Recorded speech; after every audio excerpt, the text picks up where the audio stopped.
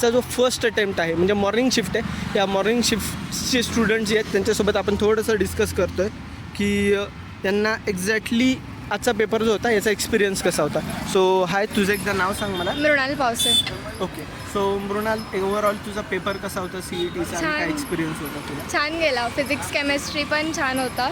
मॅथ्सचा थोडा पहिले डिफिकल्ट वाटला, पण नंतर सॉल्विंग नंतर व्यवस्थित गेला. ओके, सो असं काही आहे की ओव्हरऑल आपण असं म्हणत प्रिव्हियस इयर जे क्वेश्चन पेपर्स आहेत हां. याचा कुठेतरी बेनिफिट झाला किंवा हो. काय याबद्दल सांगू शकतेस? PYQमुळे जास्त बेनिफिट झाला म्हणजे. ओके, सो असं सांगू शकते की कोणत्या चॅप्टर्समधून जास्त PYQ झाले किंवा काय? वेक्टर वगैरे, वेक्टरमधून जास्त आले. रोटेशनल डायनॅमिक्स म्हणजे त्याच्यावरून 12चं जास्त आहे, 11चं पण तेवढंच इम्पॉर्टंट आहे. ग्रेट. सो अजून एक खूप इम्पॉर्टंट क्वेश्चन म्हणजे अटेम्प्ट 2चा फॉर्म भरला आहेस तू CETचा, राईट? सो तुला काय वाटतं की अशा कोणत्या चुका आहेत किंवा कोणत्या गोष्टी मिस झाल्या अटेम्प्ट 1मध्ये ज्या अटेम्प्ट 2मध्ये ओव्हरकम केल्या पाहिजे?